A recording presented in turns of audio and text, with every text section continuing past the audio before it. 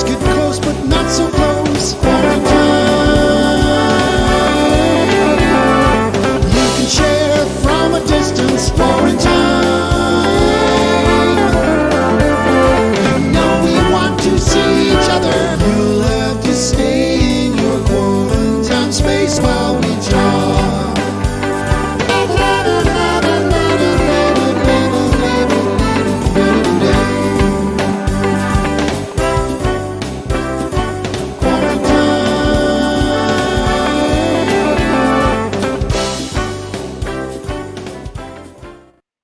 It is episode 55 of Quarantine, the first one in 2021.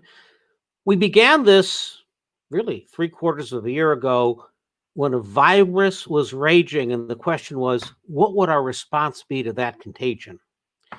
And in this week, there seems to be another contagion afoot, and a contagion that is probably a continuation of the impact of the new media environment that we've seen for the last few years. Of course, the immediate impact is what has gone on in this last week. Some combination of charismatic leadership, social media, the ability to incite a mob, and then an insurrection. Today's show is about deplatforming, democracy, and deprogramming. And we want to ask the questions, kind of what are the policy and the hazardous implications of in fact deplatforming, of taking the kind of extreme act in an open society of getting Twitter to shut down the president's accounts and telling Parler to basically go away, because is what's going on there so dangerous that it beyond free speech? It is leading to action, as we saw. We want to get into that. We want to get into the issues of propaganda, what's going on here, and riling people up. And right now, the right is all upset because people are yelling at it. But in 2016, the left was all upset because of what was going on with Russia. So how is this classically like other propaganda moments? And underneath all of this is network science, right? What really is going on here is just like viral contagions move and expand exponentially, this goes on the internet. So Mickey, we have three wonderful people here today to dig into something that is at the core of our democracy and the core of our technocracy. Hey, Peter. Welcome to 2021. It feels like last week was an entire year in a week. I guess we're going to get to learn what this year holds for us. I'm happy to see you and see that you're safe and well. Made it through the holidays. Today I'm really excited. One of the people we're going to have as a guest is actually a recorded segment from Yael Eisenstadt. She's a friend of the show, and I sat with her as a science fellow at Autodesk for about 6 months, where we explored how different systems like social media systems are actually sort of strip mining our cognition and sort of making it harder and harder for us to be able to make a decision, because all of our cognitive capacity is being depleted. And so I'm super excited to share her kind of early warning. She joined us back May 15th and basically said, this might be a time when we'll start to see things during the quarantines. So she'll be on. And then I have not met Dr. Nancy Snow. So that's your friend, and you've known her for a long time. But I'm really excited. I read some of her stuff, and we've actually got extended reading and resources on our website for today's episode, so you can have a little study guide over the weekend, and we'll also be tracking any book or link recommendations today. And then Dave Troy, and I have just been a fan for years of what Dave has been doing in terms of really understanding. A lot of people talk about Moore's law. But there's this other law that a lot of people recognized, which, Moore's law was sort of the exponential scaling of computing power every year, which allowed us to have these crazy things in our pocket that are more powerful than, most spacecrafts we've ever sent to outer space. And Metcalfe's law is an interesting law, and we don't talk too much about it, but at the rise of social media, we started having Metcalfe's law take into account. And really, Metcalfe's law was this notion that every time you added another node to a network, you exponentially increase the number of reaches and the complexity of that network in some regards. And so Dave is going to share with us his journey and his, particularly right now, exploration of what's happening. How do we see who's actually funding some of this disinformation stuff, and also who's funding the the social networks that are being put in place in some ways, like Parler, to allow people who are trying, to do things that are effectively sedition in other places. And so this episode feels incredibly timely. And so I guess for the first episode of the new year, we've got some stuff going on.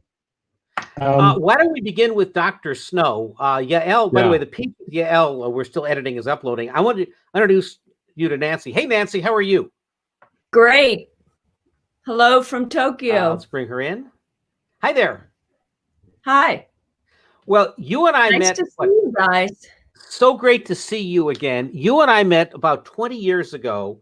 As you were entering the world of being a propaganda and information scholar. And you were doing work with USC after 9/11, looking at how America's perceived in the world. You started analyzing how was it that ISIS radicalized us, and you kind of have a history here. And I thought that might help frame what's going on in America today. Also, you live in Japan now, so you're able to look at both how the world looks at us and how other charismatic leaders and other regimes are doing their thing to perhaps help us see ourselves. Peter, I thought after 9/11 that was about as low as we could go. There was so much in the media, if you recall, about propaganda post 9/11. So The Economist talked about the new propaganda war with the US invasion of Afghanistan, followed by Iraq. And of course, that's under George W. Bush administration.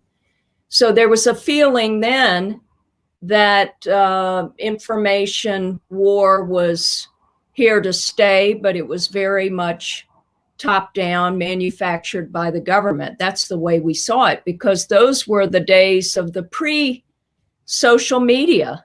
We're living in an entirely different era now.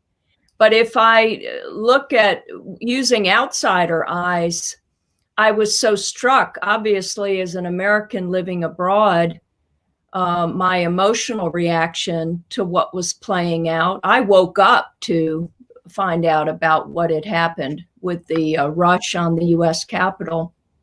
And did it surprise me? Of course. And I was ashamed and embarrassed, but also there was a sense of the US history has been one of making your voices heard and doing it through threats and violence, and not with a sort of the common understanding of each other, but rather to lift your voices in a way to join with others and march together, almost like onward Christian soldiers, sort of in a sense of religious fervor. Not saying that everybody there was either secular or religious, but the sense of zeal and the adrenaline that was at play was, and also very male driven. So it was overwhelmingly male, and I saw it as a very violent image. And of course it shocked the world. I mean, that's an overused term now. What the United States does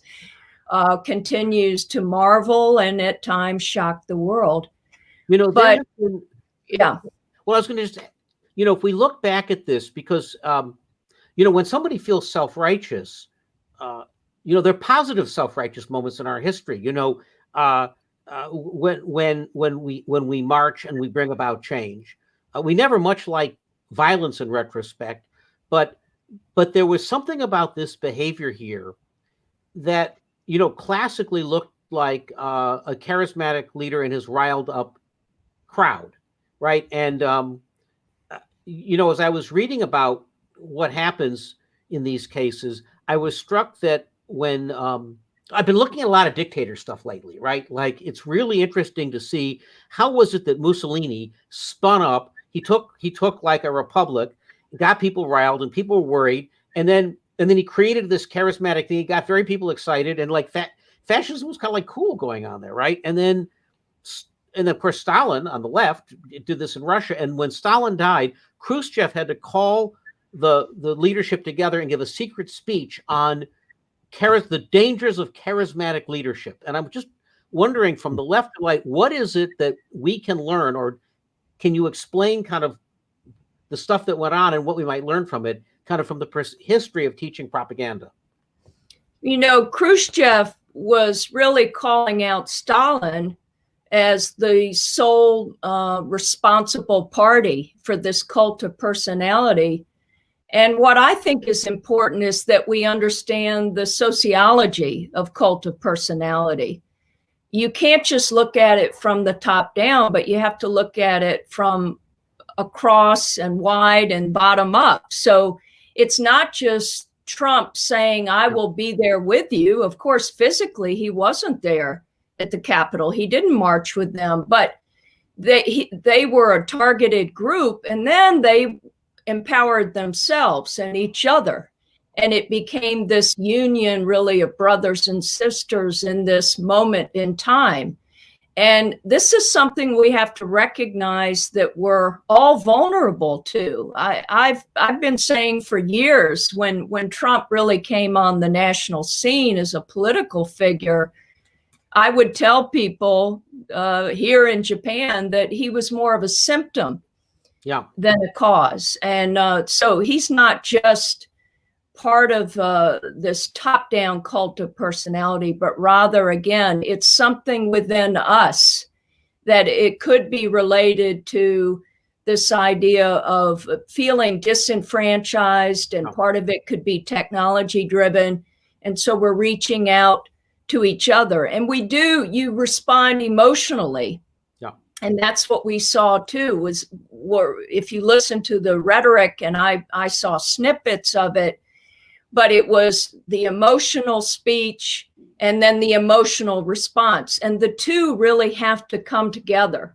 Too often we look at it as an individualistic culture, which the US is. We look at the individual and individual achievement and the individual malevolence, but it's more than that. It's really a collective system, and it has to do more with developing this sense of affiliation and association. And that's what we're seeing now. You can have an association on Twitter that you might have in a different way offline.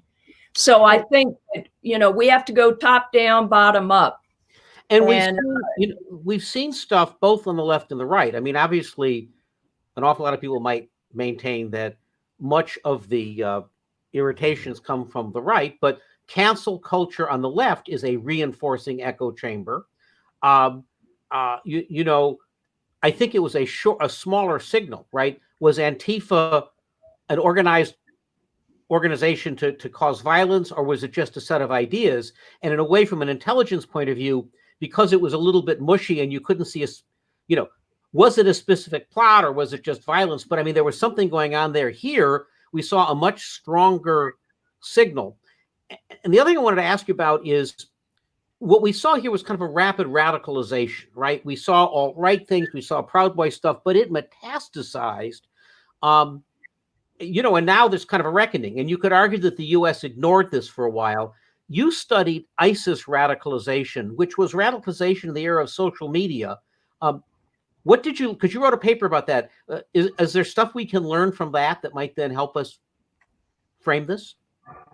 Well, yeah, certainly the power of solidarity and the power of the media, which ISIS used. And ISIS was more top-down directive, and it used terror and fear within the group so that anybody who stepped out of line, you would risk being thrown off the top of a building. I mean, it was just a marked terror. These images, we didn't think that could ever be us, right? That is something so extreme. And that's why a lot of people study this type of extreme affiliation and violence. But what I'm arguing, in a global landscape, we have to look at the connections, these nodes of connections, and recognize and ask ourselves, what can lead someone to do that? And part of it is this sense of wanting to join and be part of something greater than an individual self.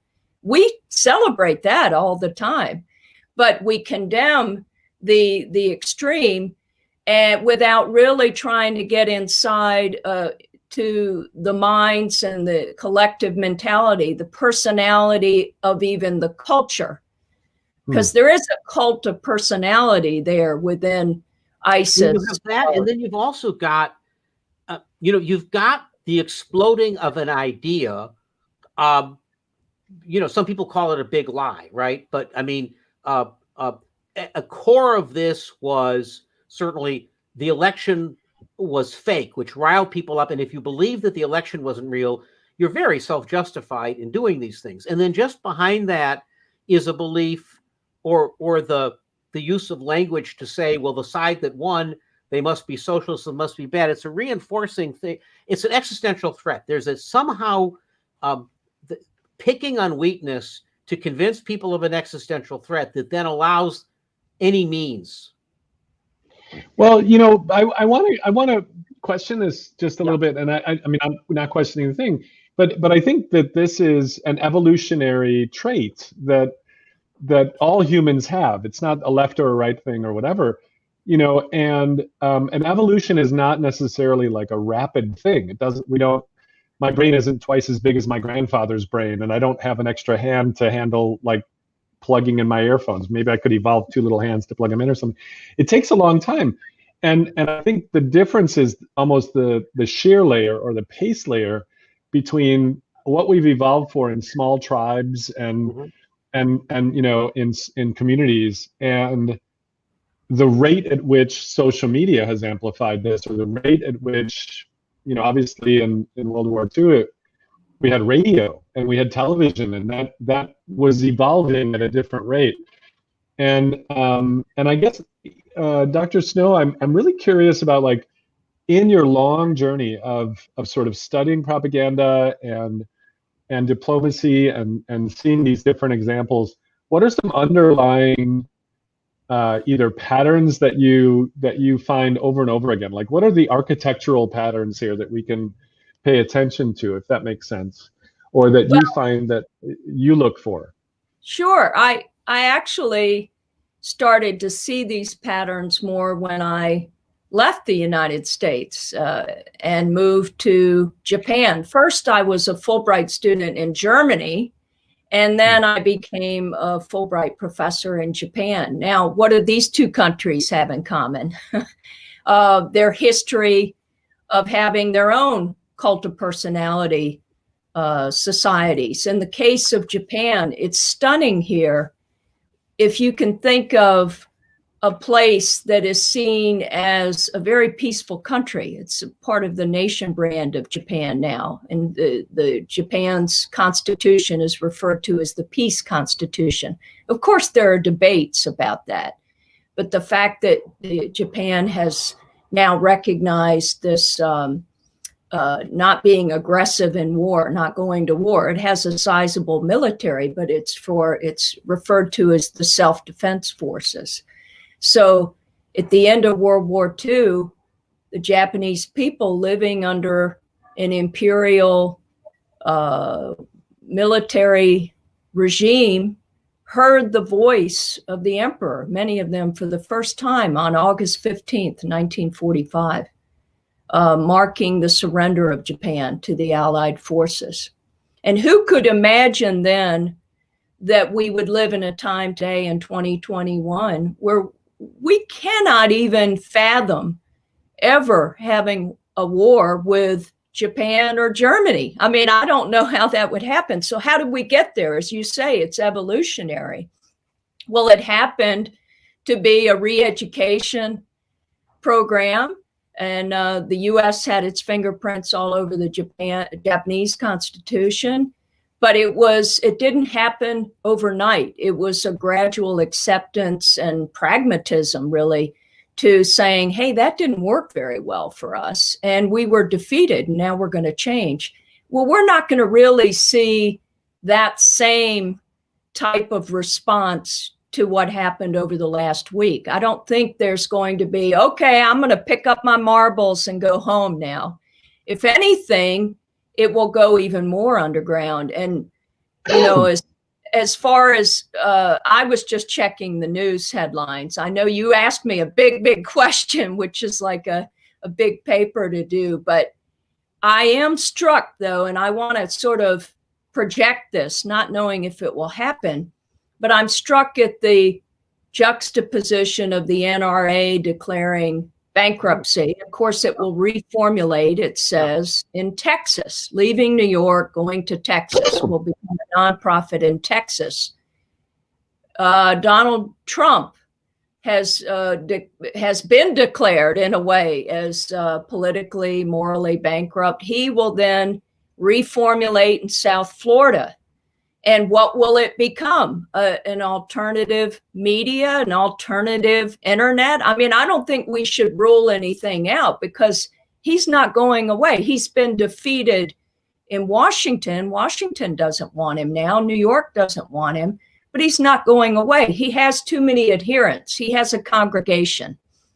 And so what you see in patterns is as long as you have adherents, you can have your worship centers and your people coming together, sitting around the fire, sharing with each other, getting riled up. But they're not going to go away and just decide, yeah, the facts matter and you're right, we will capitulate now. That happened after a lot of violence in the 1940s with Japan and Germany, but I don't see that. And again, they're not quite paralleled with each other, but nevertheless, I always get a lot of hope from these two cases because, and it was interesting with Trump. Well, in American history, after the Civil War, after a military defeat, and then Reconstruction.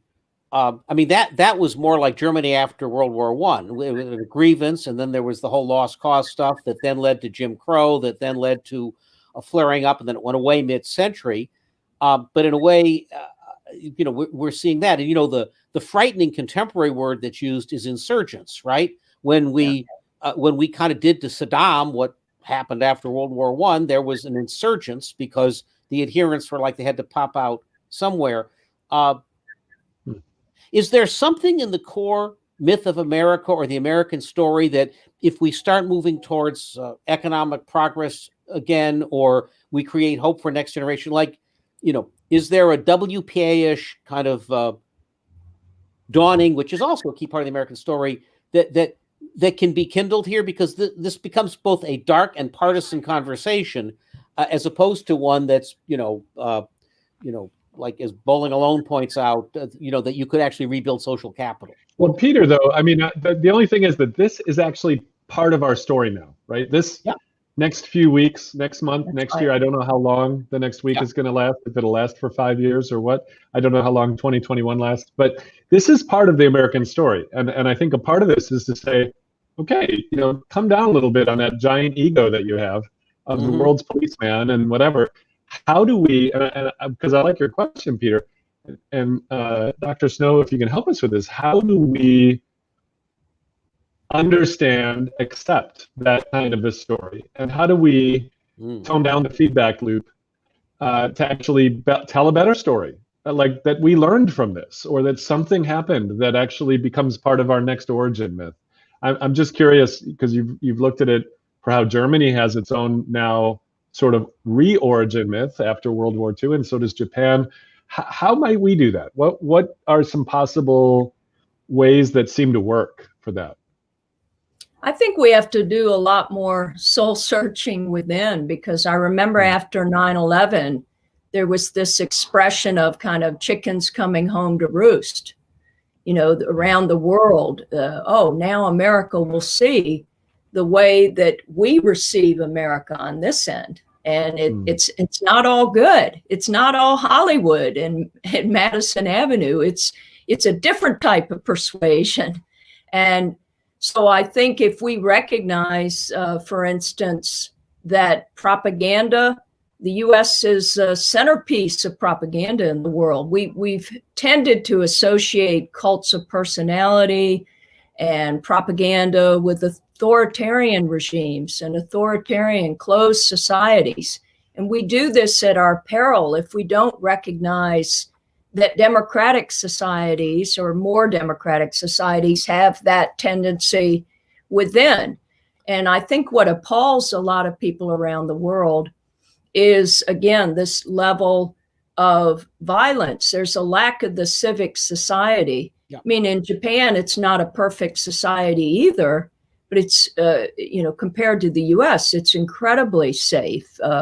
It's mind-bogglingly safe for a woman, to even walk, late at night. And that comes from the people. That comes from a social compact. And, we've seen that play out with how countries have even handled the pandemic differently. So I think the US has gone to its own extreme with sort of everybody, every opinion matters, even if it's not informed. And that's where the right and the left sort of duke it out in the classroom too. I found it to be more difficult over the years in the American classroom, where you sort of felt like, okay, can I feel free to have an exchange of ideas, respecting point of view, but that we're not going to attack each other individually, but rather attack the ideas. That became more difficult as people chose their sides and said, I'm not going to listen to you, talk to the hand. And so, Dr. Snow, you made me think of two different things. I do a work around sort of regenerative cognition and how do we learn and lifelong learning and things like that. It's maybe the other side is sort of how do we use feedback loops to actually help us tune ourselves, and how do we learn from that and stuff like that. And one of the things you learn is that in the social sciences and the behavioral economics, norms can help you build healthier or better habits, but they can also very quickly change. Like norms have changed a lot, even during COVID. A lot of children, unfortunately, are in bed Zooms for 8 hours a day. They're sitting in a bedroom looking at Zoom. And the norm is no longer wait at this corner, get on the school bus, have time to do your homework because you're on the school bus, or your teacher sits and sees your face for real because she sees you in the corner there, worried about this. And so we've had a collapse of kids being able to do homework. It's another kind of pandemic around the world, but it's because now we're normalizing not even seeing nature, not even getting outside. And to some extent, that's like, it's okay. We actually shouldn't be blaming the parents or the kids, because the norm has been flipped by this physical external thing that happened that means we need to be isolated. And we are biophilic, as primates. There are not many. Bonobo chimps are biophilic. We like the other. We like strangers. And it's actually part of the good side. So we should bring up other norms. Yeah. I just want to throw on the table. Sorry. Well, I want to make sure Dr. Snow can react to this. What's your take on kind of how do we help rearrange or build better norms in this space? What do norms have to do with this? They have a lot to do with it. And I think there's a lot that we can look back on and admire about sort of American norms. And Joseph Nye, in his latest book, has looked at this related to the presidencies from FDR through Trump, looking at morals and foreign policy. Can we talk about morals? I think we can. I'm reminded of Max Weber and his 3 types of authority: legal, and traditional, referring to norms, cultural mores, and then charismatic. And the charismatic is where we seem to be drawn now, the sort of shining bauble out there. But it's a spotlight, but it's not really giving us a sense of enlightened thinking. And your point too about we are really drawn to each other and drawn to strangers. We're really drawn out of curiosity and creativity. I mean, these are as good for our overall health as anything else. But I really am concerned that that is dropping. I would even add within myself, maybe it's not just children in the bed Zooms, but it's all of us at different times. So how do we get outside of that and recognize each other? And there's a lot of literature in political science going back to the Cold War days of mirroring each other, how the US and the Soviet Union had to really look. I want to flag in our stream from commenters on LinkedIn, Ashley Chase says soul searching, forgiveness, healing, recognizing accountability and understanding. And it hasn't been there. And those are examples of maybe what you're talking about here. These are things we could actually celebrate, or we can kind of say, you know, no, my ego's so like, no, I'm the strong But man. let's also talk about a mechanism that pulls against that, which is our information environment is now dominated by these robots, by algorithms who work very successfully to fire us up and increase ire. So the criticism of Facebook, going back to Roger McNamee's book Zucked, and the ire that the left had after 2016, is that an algorithm that's strictly about attention fires up kind of our more baser instincts, because that's what gets repeated, right? The famous story that a young mom would be looking on how to take care of her kid and was 4 clicks away from anti-vaxxer stuff. So the YouTube algorithm learned that was the cool stuff. Well, play that ahead, and then you have that plus an echo chamber, and then what you do is you're not creating empathy, you're creating otherness at scale.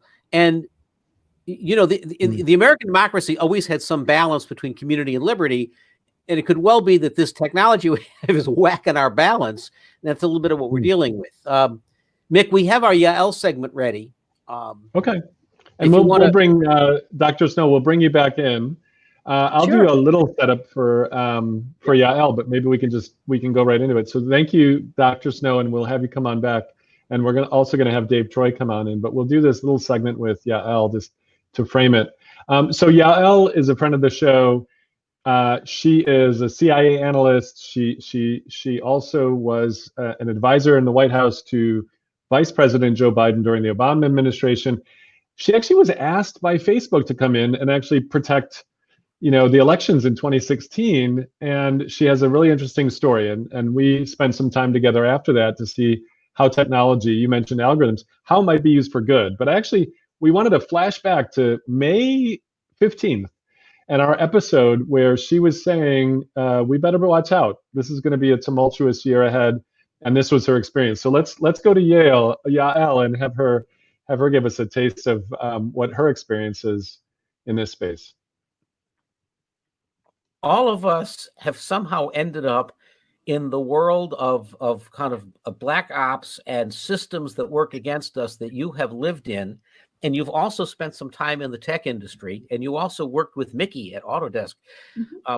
Maybe you can start a little bit with your public service and how we were kind of organized to defend ourselves, and then perhaps what happens as you showed up in the tech industry, because I think that will help us understand what's going on today. Great. So we're going super dark in this episode, it sounds like. Yeah, I mean, I started my career as an analyst at the agency. This was right before September 11th. It was in early 2000. And, you know, this was a world where you can spend 20 years working on the same issue, becoming a true expert, spending all of your time digging in, trying to find the facts, trying to distill the noise from the facts, because at the end of the day, your job is to provide the most accurate information possible to the president. And so spent my life really trying to dissect good information from bad information, trying to understand and make sense of it. And I left government in 2013, went off and did some other stuff. And around 2015, I started, this is a little bit my story of what made me shift to the tech industry. In 2015, as our elections were starting to heat up, I just kind of had this realization that for some crazy reason, I spent quite a few years overseas. And one of my big parts of my public service life was trying to engage with people who weren't like-minded, trying to understand multiple perspectives, trying to check my own assumptions, trying to, all of these things that kind of don't happen in the tech industry very much. And in 2015, I started thinking, why is it that it was easier for me to sit down and have these conversations with suspected terrorists along the Somalia border than it is for me to talk to Americans anymore about any hot button political issue? And so I started focusing on how have we become this polarized? Polarization is not new. It's always existed from the beginning of time in the United States. There's always been multiple sides, but something felt very different around 2015 to me. And I started digging into what is it that's exacerbating this polarization in the US. And so I started digging in and I started writing about it and speaking about it.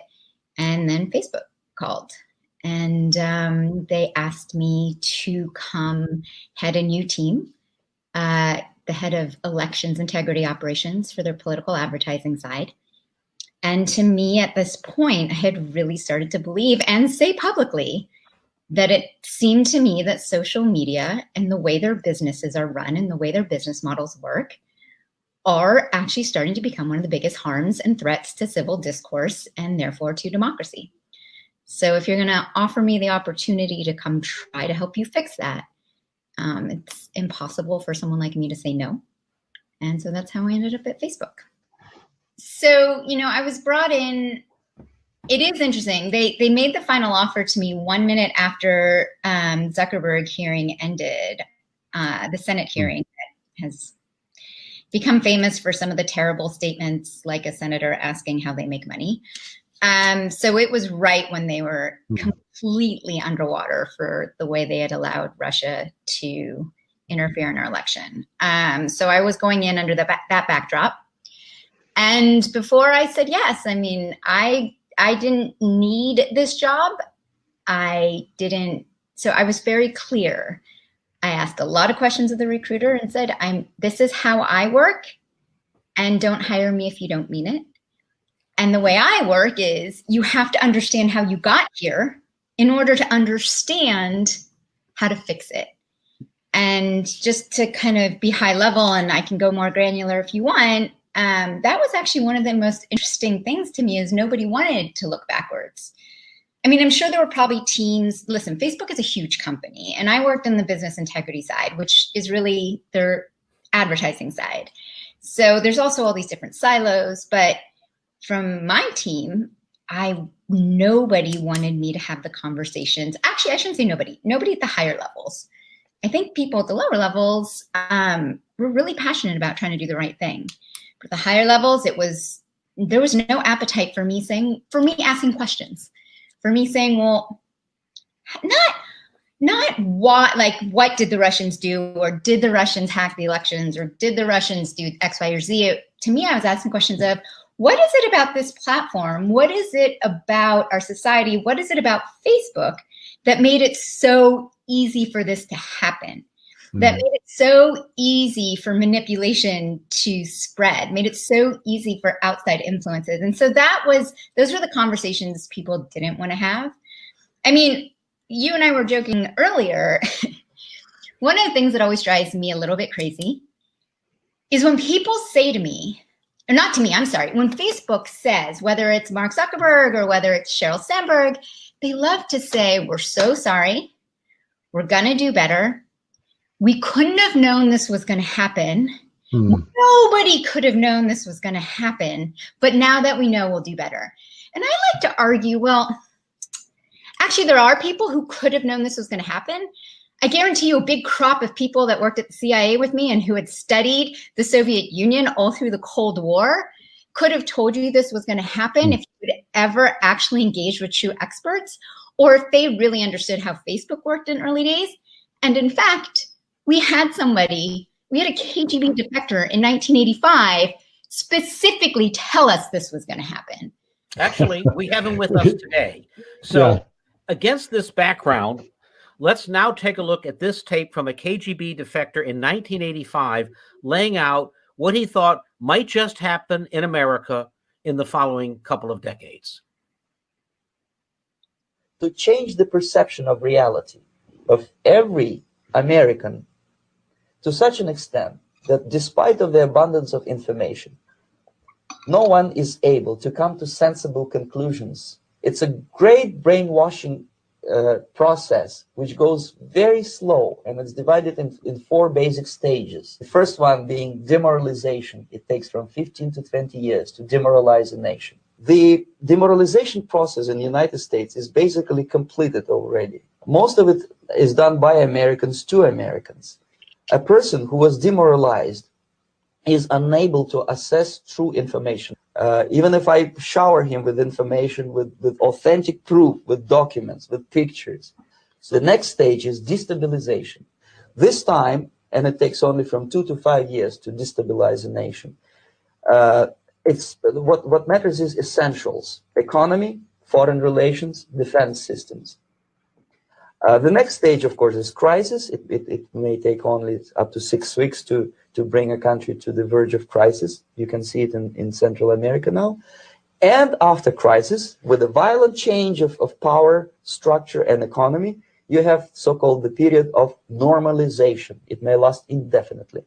Normalization is a cynical expression borrowed from Soviet propaganda. When the Soviet tanks moved into Czechoslovakia in '68, Comrade Brezhnev said, "Now the situation in brotherly Czechoslovakia is normalized." This is what will happen in the United States if you allow all these schmucks to bring the country to crisis. Oh my goodness. Kyle, how long did you last at Facebook? What happened there? I mean, I lasted about 6 months, so not very long. About half my time there, I told them very seriously. I went to the top of HR and I said, "You hired me to help you with this problem, and it's a problem I care deeply about. I'm not here to rise up the ladder. I never want to be CEO. I'm not here for a power grab. I'm here because I fundamentally believe you have a huge role to play in our democracy, in how people see information and how people consume information. And if you don't allow me to empower me to do the job I was hired to do, I will leave." And that's what happened. Again, we're vulnerable right now. As our KGB guy said, there's been many years put into the work of trying to drive these wedges into our already existing societal issues. I mean, we saw it with their fake Black Lives Matters pages that the Russians ran to try to stir up racial issues. So I know this might sound funny, but in defense of some of the protesters, I mean, they have legitimate fears and legitimate concerns and legitimate stress. And what they don't realize is that somebody out there is playing on that stress and that fears to feed them this information. I mean, the anti-vax community is the perfect example, which I think you have some reading on it. And I know we want to get to the other guests, so I won't go into that whole story, but this information preys on our vulnerabilities. And so a lot of the, some of the protest movements, some people have really been digging in to see, is it really completely organic? Or is there a network of sites that are purposely, you get someone, just to break it down, you get communities to like these pages or these Facebook pages, right? And so at first you think you're just liking a page of a movie star or a musician or a group of moms or whatever it is. And then that page starts to gain a lot of popularity. This is just one way that this happens. And then somebody else sort of buys over the page, or you never really realize who owned the page to begin with. And then that page starts sending out information or ads or events to you, and you start getting sucked in. And I don't want to, I know it's very easy to just bash people who fall for these conspiracy theories, but I'd like to show a little bit of empathy for people who don't realize they're being sucked in. I have very good, very smart friends who I will see the things they will repost on Facebook. And I can't spend my whole life saying, oh my gosh, do you realize that that source is actually linked to this source? It's actually a manipulated photo. Like it's. That was about 10 months ago. Mick, I think if you turned your mic on. yeah. But it really is, her whole point there was just, you could spend your life trying to do that. But I think the thing that people don't quite understand, and I think our next guest really will help us understand this. She framed a few things, and of course, our KGB guest from 1995 helped frame it too. This notion that is it organic? How could somebody that's really smart fall for this? And it's because there's literally a giant building of servers dedicated to each child to help them, to basically help them target from I looked at a swimsuit to I should probably get bulimic and I should be anorexic, right? Imagine that you, a CEO even, there's a building of servers full of algorithms dedicated to each child, each CEO. And to think that you could actually think after your basically cognitive capacity has been strip mined is very naive, but maybe also it's very chilling, because when you can actually have this power dedicated to each child, each person, it's hard for you to actually ever imagine that you could go and actually correct each person. I know, Peter, you end up with long knockdown, drag out arguments on Facebook, and of course I can't even go on Facebook because I just can't imagine how devastating it is to human brains, and I need every brain cell I have. Let's bring in Dave Troy. Dave has been a network analyst, and I think he's the perfect kind of foil to what we've just heard and kind of reaction. Dave, thank you so much for joining the show today. We really appreciate it. Thank you, Mickey. Thank you, Peter. I'm glad to be here. So Dave, first, reactions even to what Yael or our KGB guest or Dr. Snow has said so far. I mean, just your visceral or your just, off the cuff reactions to the comments so far. Yeah, so I mean, this is a conversation that I basically soak in all day long, every day, depending on circumstances, some days more than others. But I really appreciated the points of view that Dr. Snow and that Yael brought to the conversation. And I followed Yael's work at Facebook. And I really spend a lot of time thinking about how, these kinds of factors affect our society and that sort of thing. I think the thing to me that I heard from both of them is really it's about social identity and about everybody wants to think that disinformation and fake news and all this stuff is about convincing people to believe one thing versus another and thereby change their behavior, their vote. And that's a little bit of a naive way of thinking about it. It's all about what group do you belong to, what groups do you demonize, where do you derive identity, where do you derive meaning, and the fact that that's also somewhat fluid. If you paid attention to what went on at the Capitol last week, there were some really, I think, paradoxical things, like, people carrying Blue Lives Matter flags, but yet, 3 or so of the people that died were policemen. Why is that? And, why is it that the policemen were some of the people that seem to be sympathetic to these people? I mean, there's some really complicated sociological things going on. And I've almost come to think of some of this in terms of it's like the 7-layer, OSI network model. There's stuff happening at the sociological layer that we have not properly thought about, and we want to ascribe it to ideology, which really rides on top of sociology.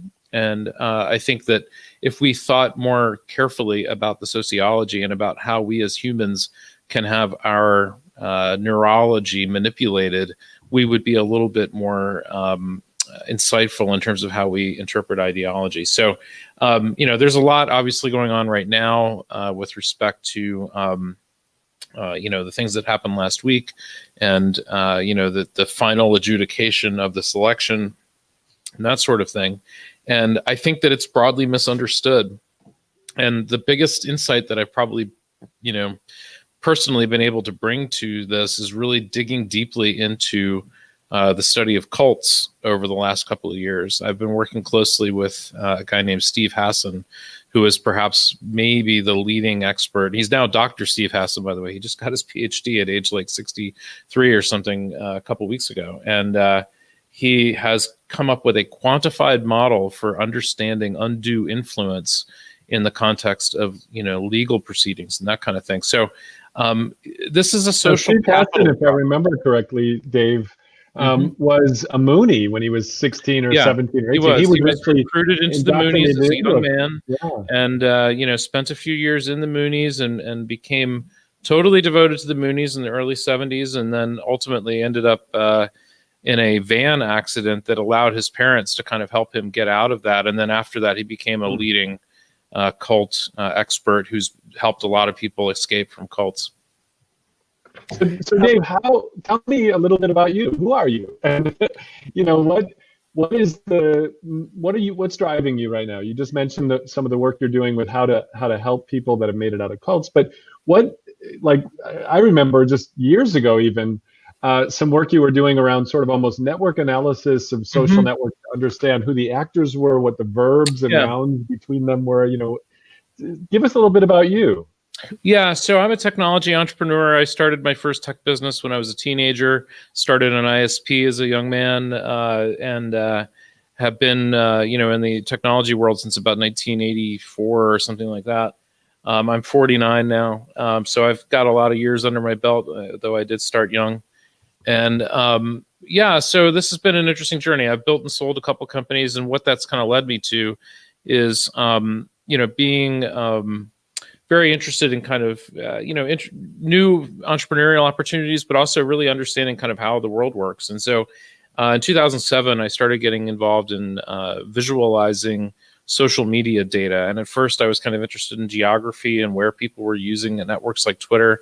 I was the first developer on the Twitter API in 2007. I developed a project called Twitter Vision, which ended up in the Museum of Modern Art for a while.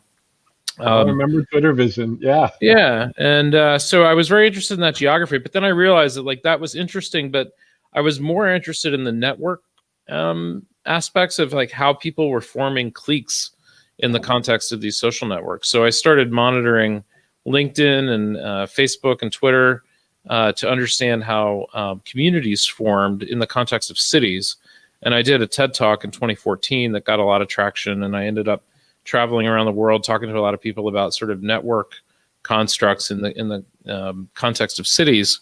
And what was interesting about that was that I found that there were these kind of common elements that would form in almost every city. You would kind of have your civic sphere, and you'd have your sports, and you'd have your entertainment and your music and various things. And people would kind of stick to their little areas of expertise that they were interested in.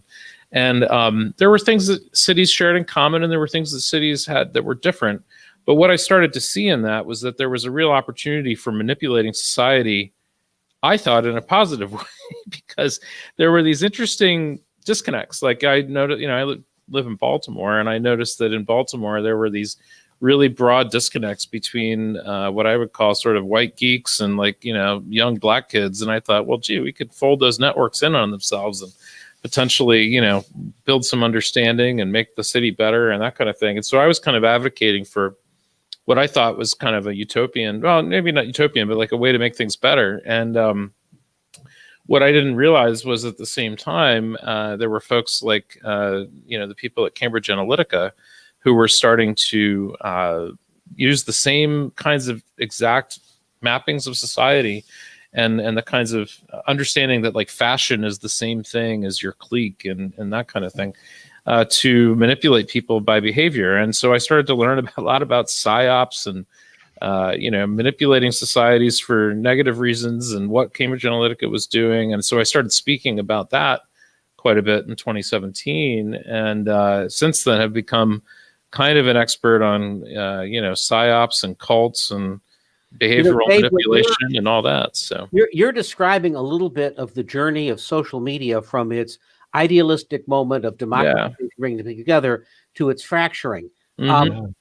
In around 2003 to about 2007, I was chairman of something called Technorati. Oh, yeah, sure. Dave Sifry and Dave and Adam Hertz and Tom Tech and myself. Right. So this got started. We wanted to be the place where in real time you could see what was going on. And we were collecting lots of metadata. And so we were analyzing and visualizing it. So we were working with people like Golan Levin to visualize it. Sure. When this started, we were so excited every month because there was this is great. 10. What could go wrong? Right. And it was democratizing. Early on, we started seeing signals. We started seeing that the political sphere was pulling apart, that the left was talking to the left, the right. So we saw a knot coming together. You saw the beginning of manipulation and of slut shaming, and it was kind of and all that stuff. So you started seeing that stuff happening, and there's a very interesting relationship between how this stuff spreads and how viruses spreads.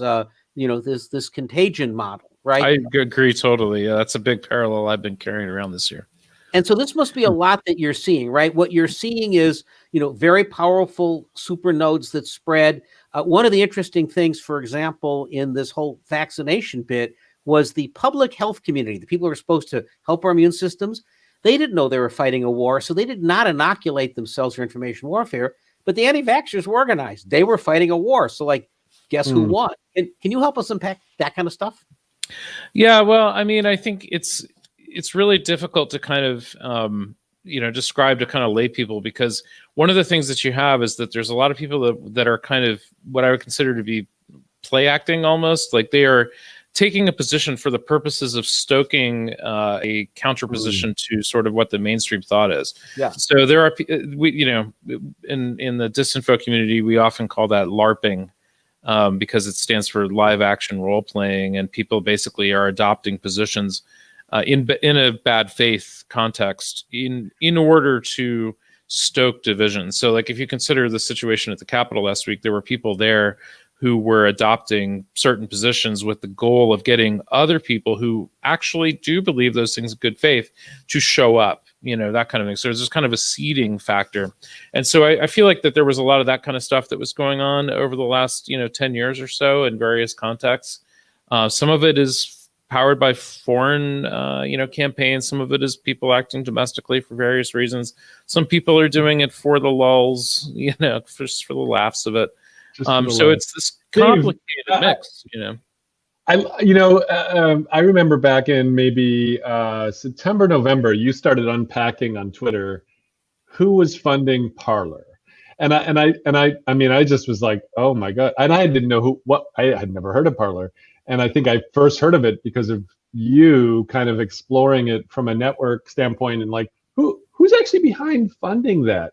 So can you talk a little bit about even that exploration that you did as you were kind of trying to understand, like, who are the actual actors versus the LARPers? Or I've actually never heard LARPing described that way, but it now totally makes sense. Yeah, no, it's very common in the disinfo context. Yeah, we started paying attention to Parler in 2018 or so because it was starting to show up in a lot of the information operations that we were tracking.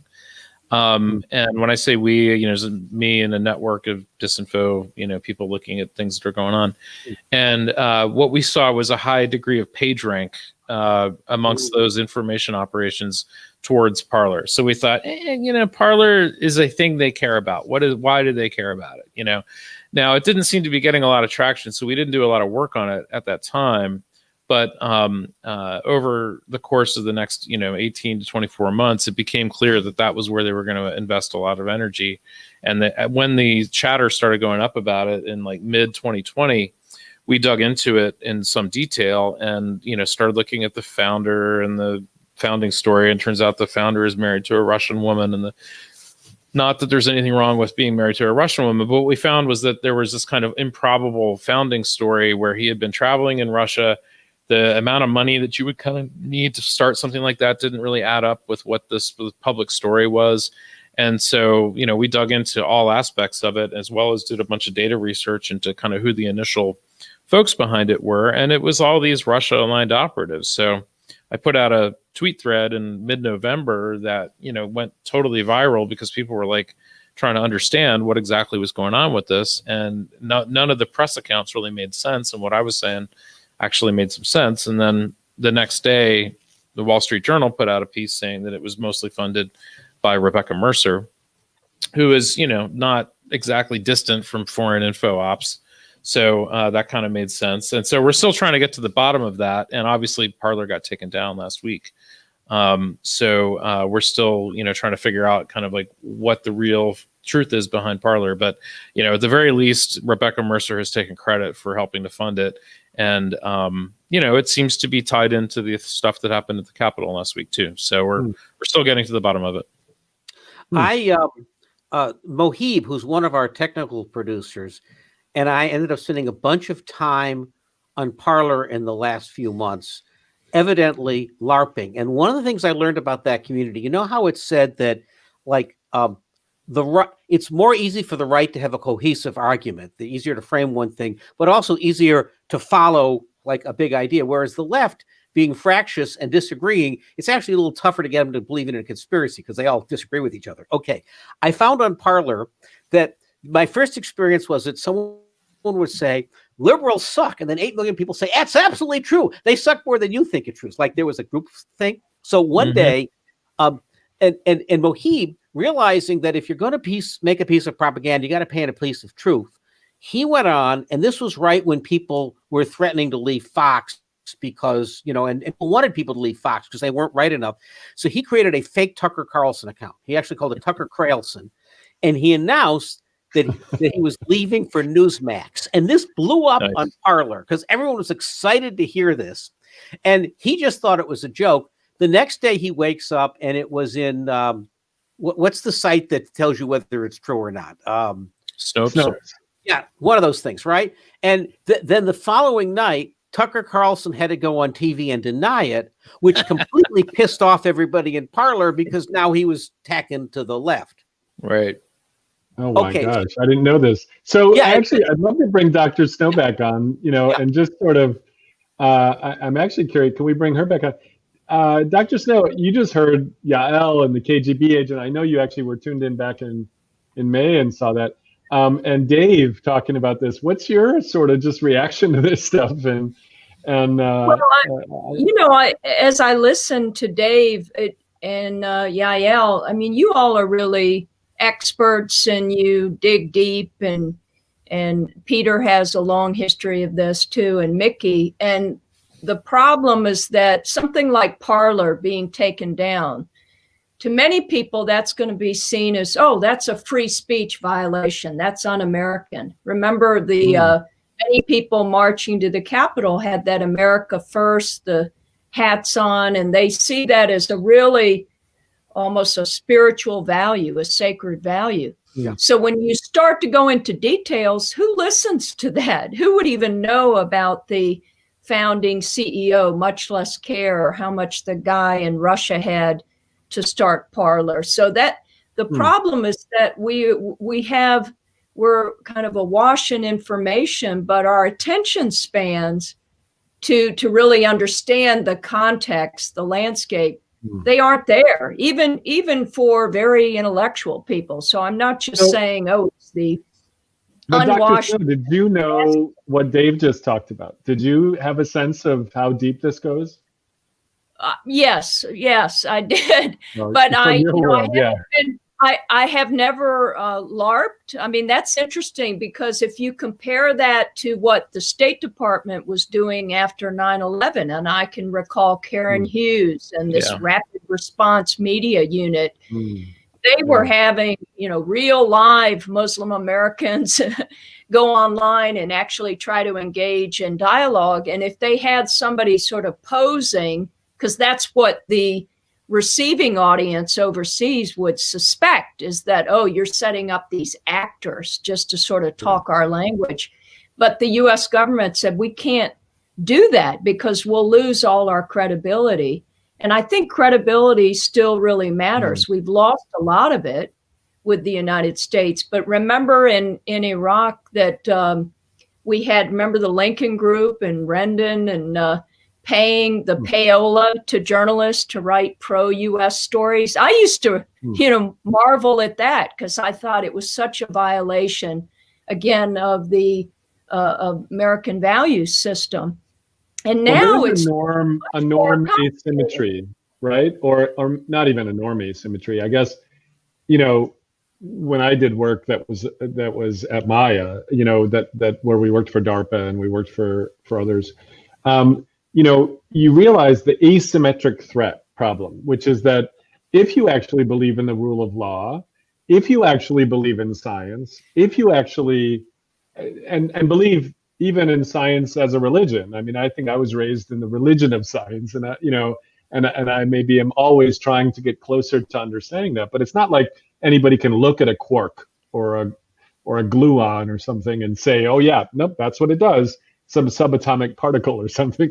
So, I mean, we have to take it on faith, even science at the extremes, right? and this idea that yeah, actually we could actually play just as dirty as the worst people in the world. Sure, we could, but then that would actually be okay with us. Is that what we are? And I do think that there's this, okay, wait, I'm gonna have to tie one arm behind my back at least, because I can't play that way. And even when you meet, and I have good friends who are 4-star and 2-star generals, retired, who are just passionate civil servants. They really want to serve and they're the last people who want to be sent to war, because usually it's their children and grandchildren who will actually be the ones sent, because they're military families. They have multiple generations. They're like, we do not actually have the ability to send ourselves to war. That's the president, which is elected by the people. But what they say is what they learned after Vietnam and after the sort of, thinking they were exceptional in World War II, and then suddenly that it didn't work out that way. What they learned was, and I think they're part of their mantra, and it may sound harsh, is you don't bring a knife. You don't bring a knife to a knife fight. You bring a gun to a knife fight, because you don't want to actually have a level playing field. Like, we're supposed to defend America. This is an experiment that's pretty awesome. And we learned the hard way that, like, you have to actually, if you're going to call in the military, we're going to try to bring a gun to a knife fight. But that's not our role, is to actually choose who goes in there, because we cannot be as low as the lowest part of base nature of what is possible with humanity. And so it does feel like there's this dynamic that the asymmetry, particularly when amplified by algorithms and the pace of this, Metcalfe's law, has gotten worse. I'm just curious, either one of you, where do we go now? Like, what do we do in the next year? How do we move forward? Well, we're not going to resolve these threats that we have now with boots on the ground, like we were thinking 15, 20 years ago, or after 9/11. I mean, we're past that. And so can we use those science, artificial intelligence, even robotics, living in a country like I do in Japan, for these more noble purposes? The technology isn't going to go away. There are a lot of technophobes, but it's going to stay with us. And I'm also thinking too, as we've been discussing, with the smartphone, part of our learning process has to raise our eyes, look at each other, but also look around, look away from the screen. And that's been difficult, though, because we've been forced to have to utilize the technology at hand. And a lot of good has come out of it, but we know there's always a trade-off. So with everything that's been said, it's a love-hate, whether it's Facebook and Twitter, probably Twitter more hate. But, I wanted to mention, I visited Facebook one time in March of 2019, and it was a gathering of both think tank people and a few of us academics with the propaganda and disinfo background or research that we did. And the only thing that I can recall that Facebook was more of a convener, but the Facebook rep said that they were taking down the anti-vax pages. I mean, I don't recall having this conversation. I sort of really related to what Yael said when I heard her first speak in May, because that reinforced what my experience was. And it was very limited. It was just a snapshot in time of about a day and a half. I want to flag first, we're just over the hour. So if either one of you have to leave, I just want to make sure that you can have a Friday evening. But if you stay, and please leave whenever you can. And thank you everyone who's tuned in online. I've been watching commentary and interesting things, and I want to get to those in a second. Actually, Amy Sutherland has something interesting to say, but before that, Omid, can you pull up my other screen? So, my work is around understanding cognitive capacity. In other words, when we wake up in the morning, we have so much fuel in our fuel tank to actually make ethical decisions, to make moral decisions, to actually do math. And Daniel Kahneman and Tversky had actually been able to demonstrate that you could deplete people's moral ability to make ethical decisions with a deck of cards in about 10 minutes. And we're not going to go into that now. But once you did that, it was gone. Like you had drained the fuel tank, like you stuck a nail in it, and it wouldn't come back unless you slept, walked through the forest, had 24 hours of a break. You did not have the capacity to make ethical decisions. And so one of the things Yael was helping me with was to think through, what if we had an FDA for cognition? Like, what if we took it seriously? What if we actually had, when I pull up my phone and I'm about to go to Google, it says, okay, quick cognition facts, just like when you look at a bottle of orange juice. By the way, we don't have much lead in here anymore, because it's got the cognition facts, or the nutrition facts. What if we actually had some tools that, instead of amplifying all of our worst nature, could tell us, if you do this for another 20 minutes, you've just depleted your capacity to make decisions. Maybe you should take a pass on that next meeting, or maybe you should take a pass on even talking on that stuff. Or slippery slope alert. You've actually just reduced your capacity to spend more than 5 minutes. Even or quit doom scrolling through Facebook. You're about to run out of cognitive capacity. That's right. You just blown it. And so we talked about, and this was my silly Photoshop render of what if we had an FDA or an EPA for cognition. The rare resource today is capacity to think. And I think that dictators and others and anyone who wants to manipulate, shaman, from cargo cults back in World War II, just being a little smarter than everybody and actually being able to say, hey, do this. The charismatic people are not necessarily bad. They do sort of put a thumb down on, we can get rid of that now, Omid, thanks. They do put a thumb down and make it harder for people who might be shy or introverted to be able to have a voice. Unfortunately, I fit into the category of being fairly extroverted. But some of the most amazing work I've ever done is people that I don't think would actually raise their voice, but they just have amazing ideas. And so it's almost like power dynamics. We don't have tools to manage our own power dynamics. If I might add a thought here, in a way, this has been a recurring theme in our show. We've often looked at what's different now in a world where our virtual interfaces are as powerful as our real world interfaces, right? And we've had Sophia Noble and we've had Kathy on talking about algorithms of math destruction and of unconscious bias. Well, and Kathy O'Neill and Sophia Noble have said these algorithms thus far have made unluckier people unluckier because of the training data. In other words, if you're unlucky, I'm going to actually amplify your unluckiness. Instead of saying, let's make lucky people, unlucky people luckier, to actually give them the ability to get back up to a level field.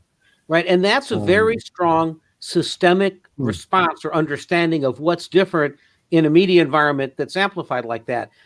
If we go back and we look at the kind of the Facebook stuff, Roger McNamee, when he wrote Zucked, right? So Roger, of course, was the investor in Facebook, one of the first to turn on it, basically came to the conclusion that business model could not possibly work. And he said from the very start, they're going to have to be broken up. And then other people like Don Harris came along and said, well, maybe they shouldn't be broken up. Maybe we need a better idea that would naturally overtake that one. And now the question is there such like a better idea that's out there? That's the question to Dave and Dr. Snow. What can give us hope? Like, how could we read more about this? What gives you hope in terms of, Dave, we haven't heard from you here because I've been babbling too long, but what are you kind of positively excited about, as we move forward? I think that there's an opportunity here to kind of recommit ourselves to what I consider to be American values of honesty and integrity and freedom and liberty and all that kind of stuff. I mean, the fact that the Voice of America, Radio Free, Europe, Radio Liberty has been, kind of put in the hands of a partisan hack over the last several months is kind of, not great. And I think that, that we were setting a pretty good example there for a very long time. And I think that we can restore, those values and recommit ourselves to, like the idea that America would ever resort to fighting disinfo with disinfo and playing dirty and all that, I think is just not in line with our values. And certainly there's going to be kind of a what about us contingent that's going to say, well, what about, the things we've done in Central America and South America, and over the course of the last 50 years, what have you. And there's stuff that is indefensible, and history is history. But at the end of the day, we know what we should be about. We know what we're about when we're at our best, and we need to take this opportunity, that we have right now, which we may not get again for a while, to recommit ourselves to the values that we really hold dear. And I think that if we can do that, and kind of say that, no, it is actually possible to make progress in the world by not playing dirty, but by playing fair, and by kind of standing up for the things you think is right. That stuff does become a moral beacon to the world. I mean, last week was a tremendous ding to that, but we can, in fact, move beyond it. Yeah, and I would add, too, from the outside perspective, that when Congress reconvened that same day, that my friends here commented on that. They didn't send a focus. message, Right, it really did. And so that takes on its own momentum. That can become sort of a more positive snowball effect. Yeah. It's not as though we don't have setbacks, but when we do have setbacks, we know how to correct from them. What do we do about it? Yeah. Well, and if you look at the cabinet for the next administration, if they get a chance to do it, we actually have a lot of mayors that are being brought in, and that's very interesting. There's a lot of bench strength being built up there, which is great. Yeah. It's worth pointing out. Wait, one second. I just want to, late breaking news, right? Eric Lander today, right? You might know him from the Human Genome Project. He helped build the Broad Institute. President Broad was just actually nominated to be part of Biden's administration as a science advisor. But the big deal is Biden is elevating the science advisor to be a cabinet position. He's basically trying to send the signal. Actually, I think science is going to be that urgent and important. Yeah. That's a huge deal. I'm super. Trump, by the way, reduced the Office of Science and Technology policy to one person, right? After Tom Coelho and today. I'm like, today that just made my whole day. As a person who cares about science. This notion that there's a set of ideas that are deeply resonant in America, and if those are fired up, it's a little bit like the embers of a campfire that are burning. So if you add fuel to it, you can bring it back. And we've seen some great examples of it. For example, even the last episode of Quarantine we did 3 weeks ago, just before Christmas, was with Mayor Peduto and Mayor Whaley with this Marshall Plan for the Upper Midwest. Now, what was that? Pittsburgh and Dayton, Ohio, and that they have put together a plan with, I think, maybe 20 mayors to say we need a Marshall Plan to actually help the entire middle of America prepare for a green economy. Like, we actually know how to make stuff. Like, let's do it, And what was the Marshall Plan really? It was going into a defeated, aggrieved people and just firing in so much possibility and hope that it distracted them out of one thing and turned it into an industrial power. And in a way, and Nancy, you've written about the propaganda aspects of the Marshall Plan. This is the positive side of the stories we tell ourselves.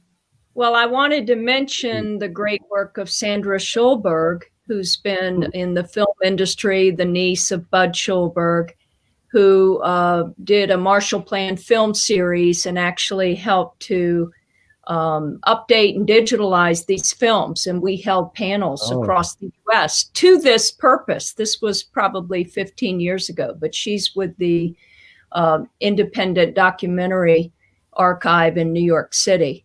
And oh my God. There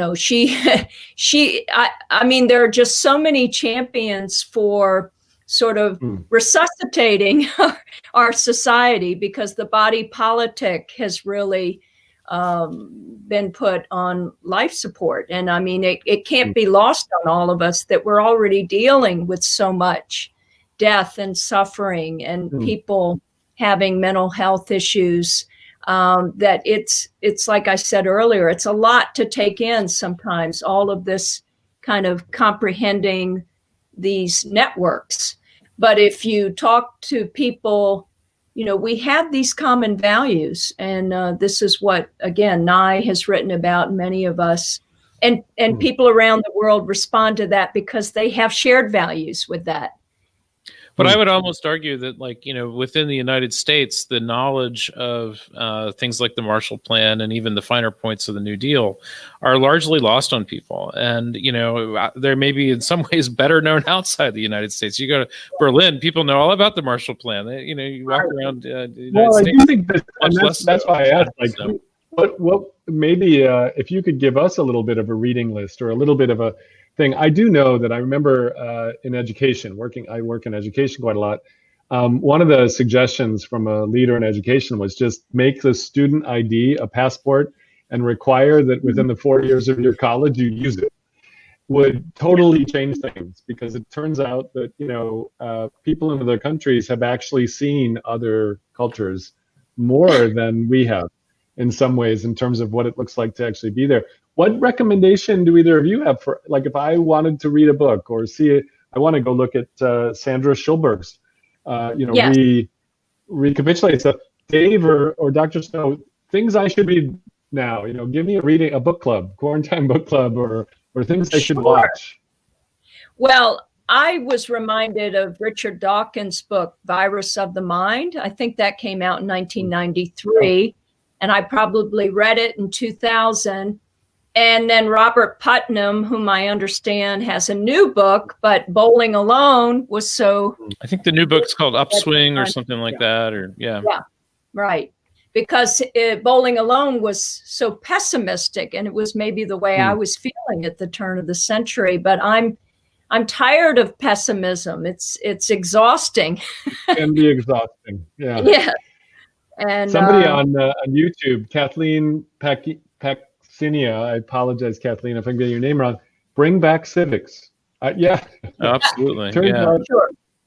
By the way, I was going to suggest, in addition to things like Putnam, there's the Bill Bishop book, The Big Sort. I mean, some of this is understanding how we got here. So I think Bowling Alone, Big Sort. There's a relatively newer book called Uncivil Agreement by Liliana Mason at the University of Maryland. She's a terrific thinker and a friend of mine, and it's basically, the subtitle of the book is How Our Politics Became Our Identity. And what she basically outlines is how all of this sorting has caused us to become geographically separated and to be more homogenized, and which in turn has led to more homogenous social capital connections, which in turn has made us more angry, more partisan, more reactive, which I think pretty much totally illustrates everything that's been going on over the last few months. Remind me again, because I like writing this down. What was her name? Her name is Liliana Mason, Dr. Liliana Mason, and she's, I think, Lily Mason on Twitter, and the book is called Uncivil Agreement, How Politics Became Our Identity. Well, and you just reminded me of one. Go ahead, Dr. Snow. I just wanted to add to teach civics that I started out in political science, international relations, migrated over to communication and information. And what we would hear over decades was employers would tell us that we need young people who can communicate both in the written form and then the verbal form. And I think we've lost that art of communication, a respectful back and forth. You mentioned earlier, feedback loop, active listening. We have a 2-to-1 ratio, ears to mouth. And it's one thing when you're a lecturer, I do a lot of talking, but I learn a lot more when I listen. So we have to actually teach that. That's a fundamental. It's not just for kindergarten and the early grades. And then I think we will develop more, we'll take those values and they become more of a living skill set for us. And then we see how, oh gosh, you feel better because you're understood as much as you're also understanding others. Along those lines, one topic I wanted to just quickly loop back to was, people ask me, what's the long-term answer to the disinformation problem? And I, obviously a lot of people come up with, well, we should do this and that to social media and blah, blah, blah. And like, yeah, regulatory issues matter and we should look into those. The biggest thing that I've been able to come up with in terms of like a long-term cure to some of this is the idea of national service and of getting people connected to one another and building real tangible social capital with each other across our biggest divides, because the biggest issue we face right now is how easily our divisions are exploited. And the fact that, it is so easy for a bad actor to exploit our racial, social, socioeconomic, geographic divides. And if we could just simply heal that and just make it more difficult to exploit those divisions, we would become more resilient to attack. But more importantly, it would deter attacks, because people would just be like, we could do a population-centered attack against the United States. Not worth the trouble. Let's not even bother. Those people know what's going on, and they're stuck together. And it might take us 30 years to do that, but if we don't start now, we will never get there. And so I am strongly advocating within the administration to start these kinds of efforts now. And this is, if you think of some of the responses that have been proposed now, Civic Conservation Corps, creating mechanisms for artists, the responses that we've had in other moments of crisis. You think of the progressive era when we had enormous wealth stratification and child labor and all these things, and this remarkable moment when Teddy Roosevelt came in and instead of fighting the press, worked with it. And that was a font of change. And then that's, in fact, what Putnam in his new book harkens back to. It's like, that's what I gather. Yeah, I haven't read it yet. And there's a very good piece in the New Republic that's a review of that. I did a book a couple years ago called The Maker City, and its basic argument was if you give people the ability to co-create their civic sphere, and this is what Habitat for Humanity was, right? And that's barn raising, right? People get together and do things together, and that's what Tocqueville saw. That Sure. You throw something at these Americans, and they have to have a committee, and the committee ought to be something to build something as opposed to tear it apart. I do love this civic or national service. I watched the PBS documentary a few years ago about the Civil Conservation Corps, and if you haven't seen the PBS series, it's just so beautiful. And you see a grandparent. Yeah, what's the you name see of the that? grandparent. I don't know. It's got to be about the Civil Conservation Corps. But a grandparent showing a grandchild a forest he planted when he was young, and it's just like, wow. And, just the bonding that happened through co-creating, I'm a big fan of making together because the act of that is very different than being promised something after I die and something, the thing. I don't want that to go because I made it with you. I think this is something we've largely, lost track of because, 50, 60, during World War II, Korean War, all that kind of stuff, and the GI Bill, we had these opportunities to cross-mix across, all of these divisions, and people that served in the war together, they knew that people from the cities and people from the country, they were all right, they would stand next to each other, and that, they had solidarity.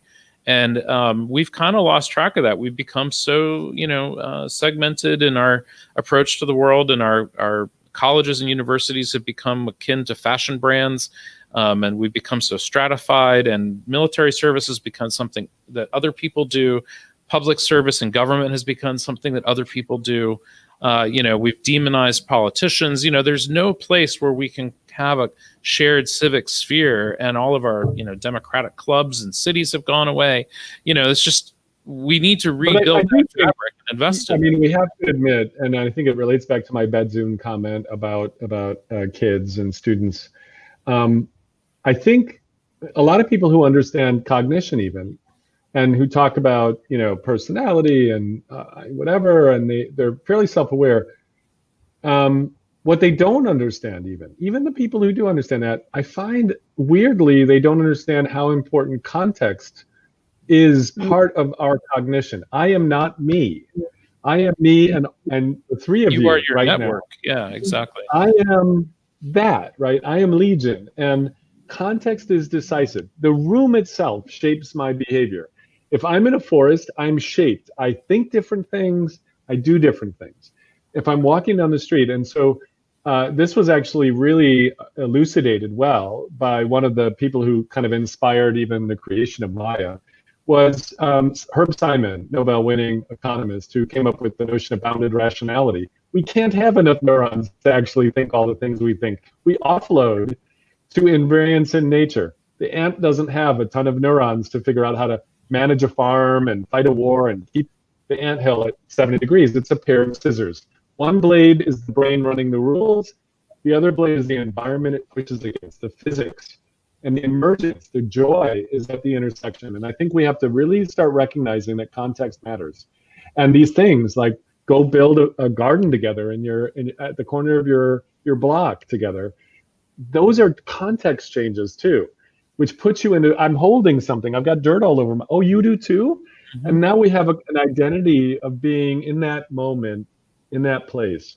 And I think that the American, kind of... Oh, go ahead. Yeah. No, I was just going to say the American tendency to kind of think of the individual, to think of our own interests and our own experience. We tend to sort of, denigrate the context in favor of the individual experience. And I just think that that's totally wrong. And I think that we kind of know in our hearts it's totally wrong. And if we look at our own American story, we'll see that we almost have never done things that way in practice. But in more recent times, we've kind of reverted to that side of the pendulum swing, and I think it's wrong.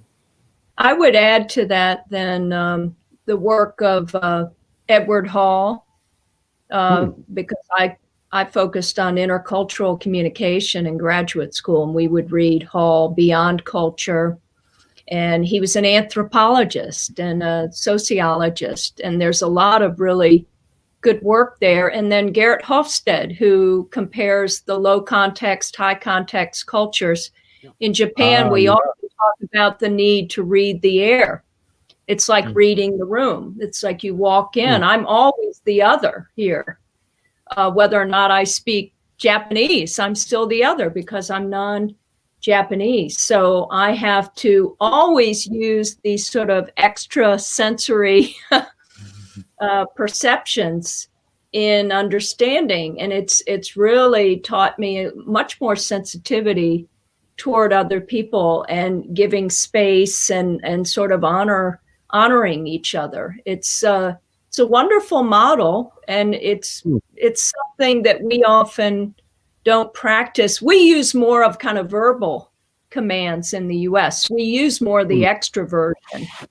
And in Japan, they really value introversion, because when you're more introverted, you are listening and taking in and comprehending. So it plays out in how you learn language here, because Japan is often criticized for not developing the English competent skills of some of its neighbors. And it's because the focus has been so much on the written word. So the writing is often very strong and the verbal is, less strong. But in a world, globalization is, if it were a person, would be an extrovert. So you have to develop more of the verbal skills, and they. Well, I think you reminded me too. My partner, my boss, Netta, who we have an exit level internship agreement where I'm an exit level intern and she's my boss, and she's getting her PhD at Cornell, and she's been studying, 195 different biases and or shortcuts listed. If you were to go to Wikipedia and look at all the things that cognitive and behavioral scientists have discovered. But she's noticing, of course, these are completely unrelated. This was discovered by this psychologist at this time, and there's no relationship between this one, which is actually the opposite of it, or maybe just another word for it, but it's got a different name. One of the ones that she pointed out to me in our early work was the actor-observer effect.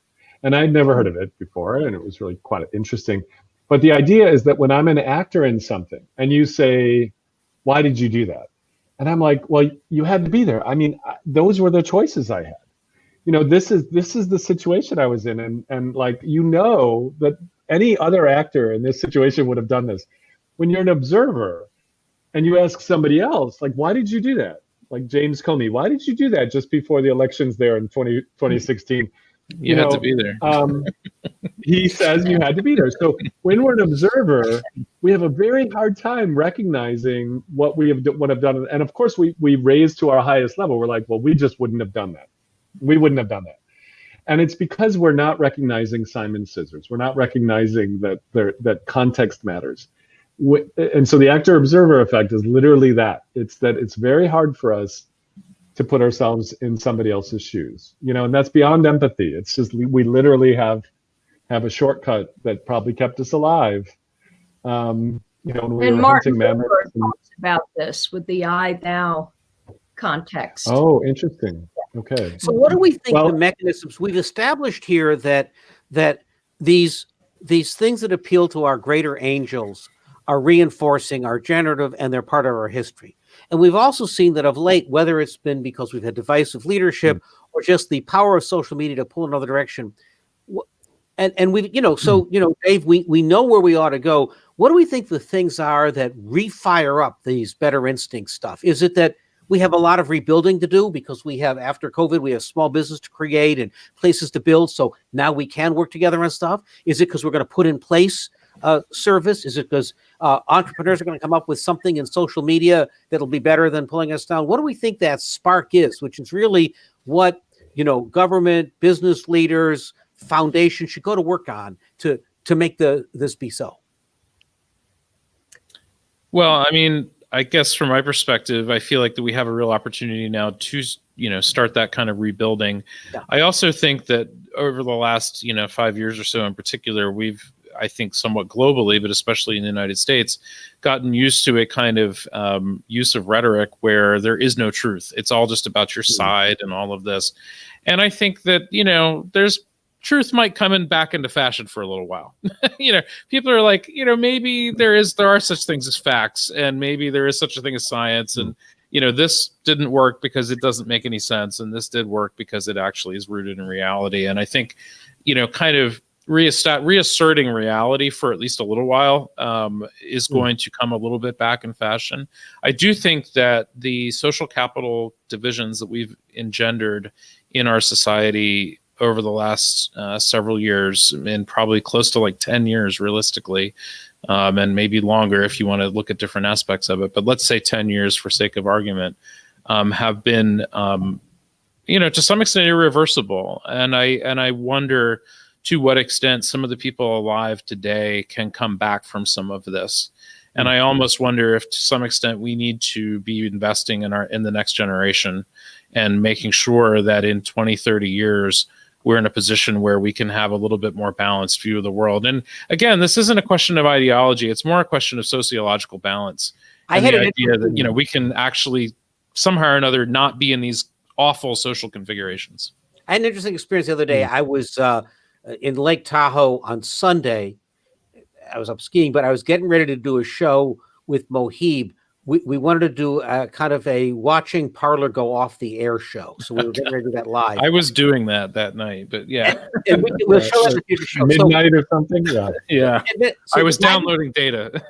Oh, well, we do have to talk about that. Yeah. But that afternoon, I'm driving around Lake Tahoe, and I turn XM on, and I decide to get out of the echo chamber. I go to the Patriot channel, the right-wing Patriot channel. It's Breitbart Radio. And so the host is on, and of course, people are on all the conspiracy theories, and someone calls in and says to the host, why is everybody in your station talking about what they believe as opposed to what the facts are? Like, we can't just believe stuff. We have to. And then the host, who's like, must be a right-wing guy because he's a Breitbart guy, is telling all of his people, you can't call me up and make things up. I just thought it was interesting that Breitbart was like taking the position of we need some science around here. That was either a ray of hope or irony, but it was a very interesting thing on Sunday. Well, there was an interview with John Mates, the CEO of Parler, with Kara Swisher a few days ago on the New York Times site. And one of the things were talking to each other. Wait, they were having a conversation. Yeah, no, it's amazing, right? But Kara kept. Was that an interview recently, or was that like from a while ago? This was just a few days ago. This is Sunday or something. She's a hard-hitting journalist. She's hardcore. Yeah, no, I love Kara. But she was basically saying to John, facts are not feelings. Yeah. And he would kind of go like, well, whatever. He was just going completely over his head, So he says, I don't feel responsible for what happened on Wednesday, and neither should the platform. And she's like, but wait, you are responsible. Yeah.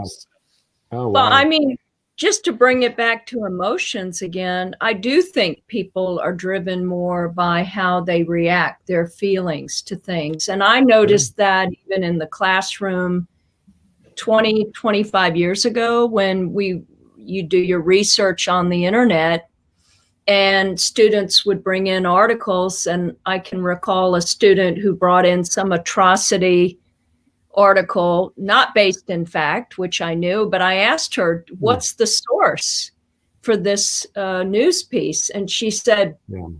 I don't care. It's how it made me feel. She was really adamant that she wanted to talk about how it made her feel.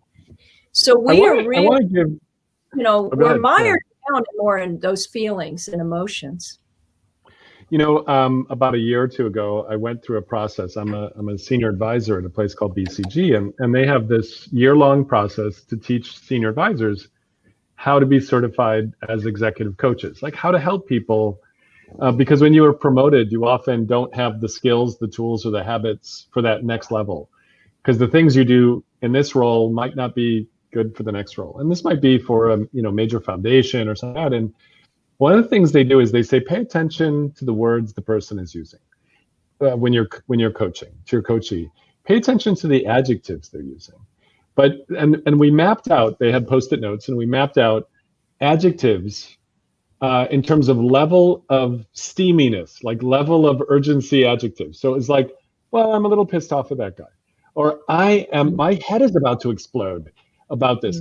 And what they would say is, as a coach, you're actually not supposed to create that feedback loop. Like, don't feed into that, because then it's going to actually be, a feedback loop. And in system theory, we know feedback loops can actually lead to some things that are really weird. The microphone up to the speaker, and suddenly it's a screech, and we can't hear anything.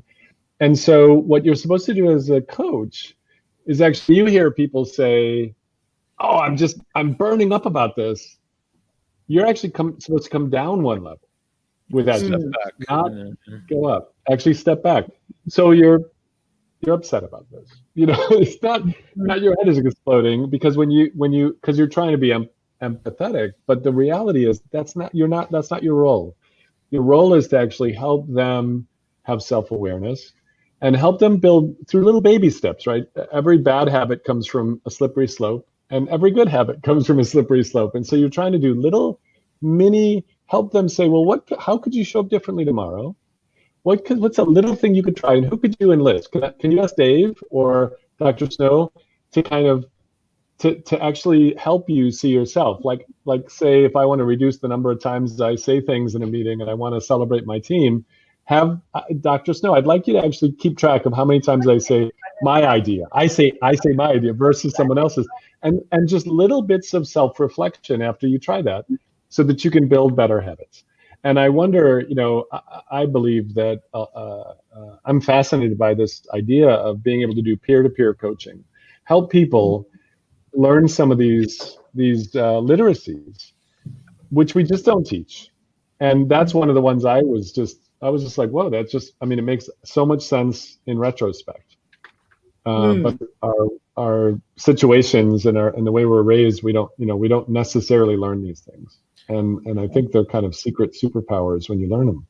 One of the things that I've been trying to kind of, I guess, discipline myself with is to understand how easily manipulable people are, and that we also behave as a collective organism. Like, it's very easy to manipulate an entire population at once. And so therefore one has to ask, I think, if you're being honest, what percentage of people's reaction to things is a collective reaction versus an individual reaction, and therefore what culpability do people have for their behaviors when they react individually versus what is the intended manipulation. So I moderate a Facebook group called Baltimore City Voters, which we started as a little bit of a sociological experiment, but it is in fact a very good civic forum for people in Baltimore to discuss civic issues. And one of the things that we face there is that we are constantly under attack of, civic manipulation. So there were people like Kimberly Klasick, who was, aligned with a bunch of Russia-aligned info ops who were trying to attack the population and elicit certain kinds of responses. And, you had to kind of realize that this was intended to elicit a certain kind of reaction amongst the population. And, if you could kind of give people a little bit of a peek around the corner of like what was actually the intended manipulation, and that their reactions maybe were engineered, and that they shouldn't be so reactive because somebody's trying to potentially provoke them, it actually allowed things to de-escalate a little bit. And I think that there's we need circuit breakers. Tell somebody that's being manipulated. One response might be enlightenment, and the other might be, no, that's my belief system. Like I've been on Parler explaining to people that they're actually being manipulated. Yeah. And you do not want to tell a true, or you might want to tell a true belief and LARP and tell a true believer that. But it's a very interesting thing to deprogram someone off of that. You have to almost kind of take a step back, and you can't always address that kind of stuff head on. And this is the same challenge you face with cult deprogramming. You never really want to talk about the cult. Like I just heard an NPR story an hour ago that was talking about deprogramming Q people. And the way that you want to approach that is you want to talk about shared context and common memories.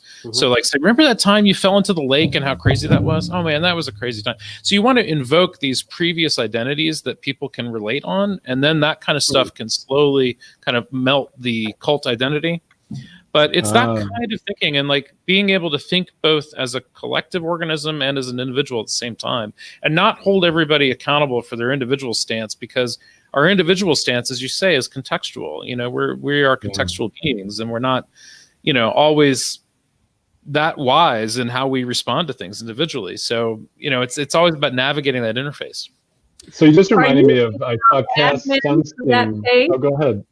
Dr. Snow. Are you the admin for the page, Dave? In other words, yeah, I'm one of a couple, but yeah, basically the lead admin.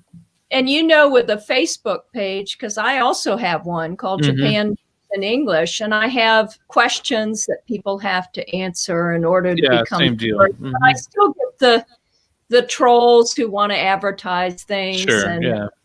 I've become pretty. I have a sixth sense for all that stuff now. You know. Right. So you guys both reminded me of about a year or so ago, maybe now a year and a half, I saw Cass Sunstein speak, you know, and he's out of the University of Chicago. And he had written a book called How to Build a Movement, How to Create a Movement. And also he wrote a book that had to do with other negative amplifications. But one of the things he talked about was, you know, and he had a personal anecdote. He was walking through a foreign country with a friend of his who's a big burly Irish guy. And they saw some father beating the heck out of their kid, like just like really like, but physical, not in a good way. And Cass Sunstein said, you know, I was just appalled by this. I didn't take any action though. But my big burly Irish friend, like he basically ran up, separated the child from the father, and was just like, you can't do that. And he said, look, I was a 1, but he was a 0. And the question is, well, what do you mean by 1 or 0? He said, well, we don't actually know. We have value falsification. We don't know what our trigger point is. And it turns out that my trigger point needed a 1 or needed a 0. And I'm sorry, a 0. So this Irish guy, he triggered right away. He was like, I'm going to go separate those people. I needed a 1. So I followed right behind him. Some people need a 0, a 1, and a 2 before they're going to do it. Some people need a 0, 1, or 2, or 3. And we need that social proof that I should go do something before I do something. And we don't know where that is because of value falsification for every issue. We don't know where that is. And so one of the things that China does with their algorithmic censoring is that they will let the Chinese population, and he talks about this, say all they want about the government in some regards. What they won't allow you to say is, I'm getting together tomorrow. Let's get together tomorrow. Because that's a signal that a 0 has decided to do something that will then lead to the 1. And so his point is the first follower and the 0, which is the first person who takes action. Those are really important, right? And so followership amplifies this feedback loop very quickly. And I just found it to be very fascinating. There's an interesting artifact that Facebook brings to bear, which I think Nancy can relate to, is that when you have a thing in a group, you know, basically if people keep adding comments to something, it'll keep floating to the top, which creates this idiotic feedback loop that will keep something that's contentious at the top of the group forever. So one of the things that we have to do as, you know, content moderators in that context right now is to basically say, okay, we're shutting down the comments on this because otherwise this will be the lead thing forever.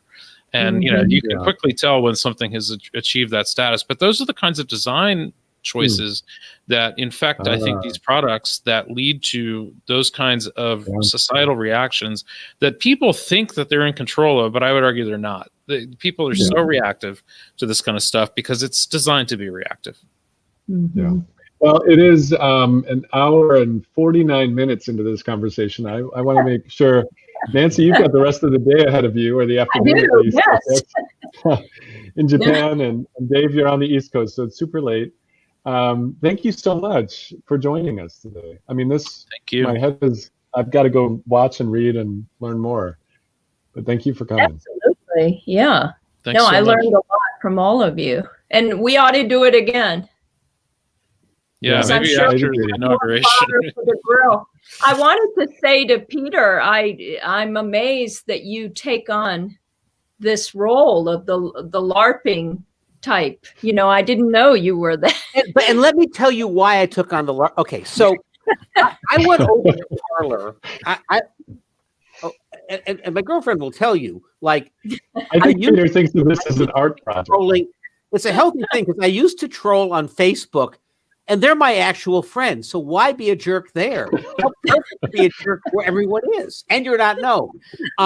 But I went over to Parler, I don't know, 4 or 5 months ago when everyone was making the shift, and like everyone was like, this is the thing, because I was curious, right? And I was curious about the culture. And there was also an empathy thing, which is I wanted to steep myself in some true believer group of people to see what it was like, right? And you pretty quickly realize that for an awful lot of, I think most of the people there completely believe whatever the thing is, and some come at it very religiously, like God ordained the president, and you know it's a prophecy, and it could never go wrong, and you know, and some are there culturally because everybody's a socialist, and there's some other percentage of them that are clearly egging the whole thing on, right? So then I start trying to play the role of what kind of antagonist should I be, And when you're in there, you start to realize that some degree of sympathizing with them and creating a role is an interesting thing to do. So I became, I won't tell you the guy's name, but I became an alternative personality there. And I was a Christian conservative who had turned on Trump. And so I would make all these empathetic things, but then I would explain why it's not true. And then people would lash out at me. And by the way, here's the other thing, that it had its own weird language. Like if you really want to insult somebody, in Parler, you just call him a pedophile. It's just the go-to insult. It has nothing to do with whatever a real pedophile is. Like, you know, like, and I knew Parler had reached its peak the night that the number one pedophile was Mike Pence. Mike Pence was the pedophile, right? Okay. So in this LARPing stuff, part of it was just a curiosity, and part of it was to understand the reaction, because you almost had to play both sides to understand it. And you know, and this is the other funny thing. So we had this event on Sunday, which was the, you know, shutdown party for Parler. And of course, all my right-wing friends were like yelling at me and stuff. The next day I noticed they all started coming back to Facebook. And I put up a funny post that said, that was basically, all of our crazy friends are coming back, right? And one of my crazy friends, like, we're back. And literally the whole group showed up on my page. Yeah. Okay, the bad news is we've been arguing, but the good news is we were actually on a page together trying to sort things out, going back and forth. So that was a little bit hopeful to me. And that's the reason I was kind of playing that role. It was a combination of curiosity.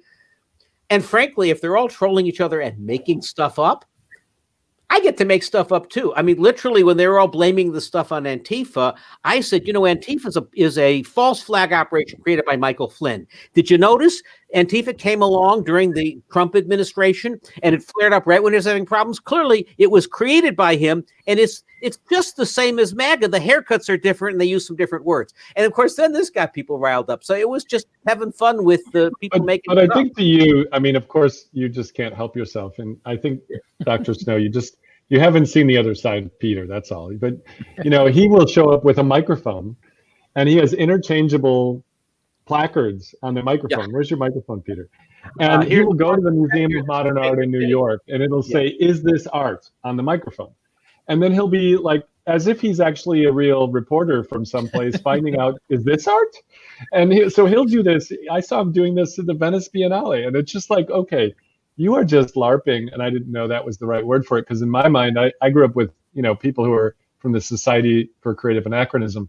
And so that has a very different meaning in some regards, although I guess it's the same. It's meaning. kind of the same thing. It's Look, here's another one. I'm fascinated by it because I wonder, is there a gender aspect to it? Because I'm studying gender now related to exchanges, and there are a lot more women involved in study abroad. It's going up. Their numbers are going up, and the men are going down. And so I'd love to have you back and actually talk about the gender side of your work, because you've been doing a good deal of work.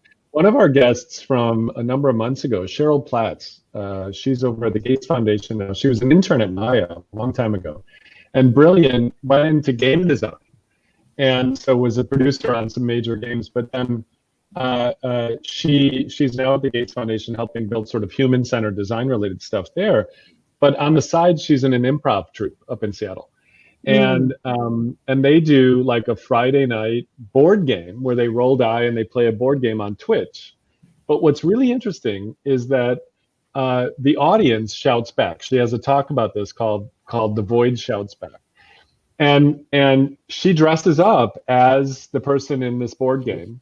But the audience on Twitch is like, I think that she's falling in love with Bob or whatever. And then the next episode, they decide to play out a game of them falling in love while they're playing the board game. So they actually incorporate the plot from people from around the world, and there are like tribute Wikipedia pages to each of their characters. That it takes on a life of its own. But now you know what QAnon is. That's basically what QAnon is. Huh. Right. Yeah. It's a participatory, fantasy game. Realistically, with some buy-in from some, military type figures and that sort of thing. So yeah. Well, I mean, it's this. Thank you so much for coming. I'm worried about keeping you. Oh, go ahead, Dr. Snow. I mean, I've never done Dungeons and Dragons, but that used to be all of the talk. And things are getting so convoluted now. Didn't they have a Revolutionary War reenactment All troop? the time. All the criticized. Time. They were seen as militia about ready to storm on some government building. We had one of those in DC, I think, last Wednesday. Yeah. Right. I wish that they were committed to those ideals. They apparently weren't. This was an incredibly rich way to begin the year, and I want to thank you all in this very traumatic week where we had a year's worth of news in a week, and we were processing the media angle, the patriotic angle. It's been nice to both unpack this and see that there's a trajectory here, right? This is a trajectory of moving towards rebuilding. And, as Churchill pointed out, that's what America does once it did everything else, right. And we appear to be at that. After we tried everything else, we did the right thing. Yeah. That's part of our identity too. Yes. Well, thank you very much, Dave. Thank you, Dr. Snow. Thank you. This wonderful evening and conversation. Absolutely. See you sometime soon. Thanks again. Sure. Thanks. Bye now. Thanks, guys. Thanks. And Mickey, as a program note to Omid, who is a producer who is hanging out and running the show, he and I have been talking about the fact that we want to program a film festival on bringing out the wine now. Oh, yes. Well, unfortunately, I only have the coffee, but the wine's downstairs, I hope. Although I think I'm supposed to be dry this month. A film festival on the stories that America tells herself. Like, what were the stories? We touched on this in the Rick Preller episode. Par Lawrence's. Wait, Omid putting that together? Or is yes. Well, hey, Omid, are you there? Yeah, Omid, are you there? Omid may join us. Can you be the voice of God or the voice of humans? He looks like.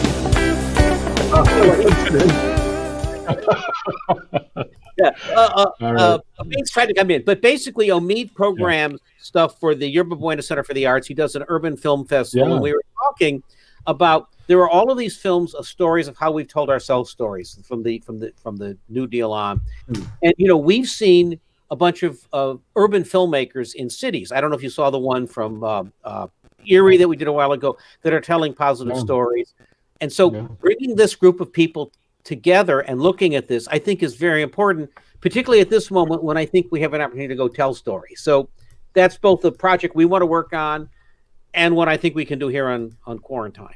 And here's Omid. Hey, sorry about that. Omid. What do you think? Was today a great brief for the stuff you and I have been talking about? Yeah, I mean, it kind of perfectly tees up why we need to go back and lay this stuff out and look at what worked, what didn't work, and what we can do to tell that story in a new light, actually. Yeah, I mean, we have these two directions of positive propaganda, and then the negative stuff, and we can do a whole. I was thinking of doing Mussolini Week because, but we're not going to. Peter. Anyway, Omid, how are you doing?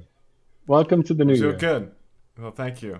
Yeah, I'm glad. This was a great show. This is a great way to start the new year. I mean, subject matter is heavy, but getting people to think about this stuff is really amazing.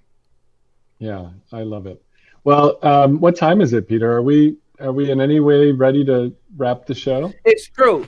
We have crossed the precipice, and it turns out that it's not only quarantine, but it's 2021 quarantine. It's exactly 6 p.m. Pacific quarantine, and you know what that means?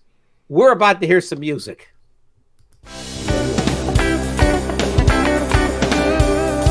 Let's get close, but not so close.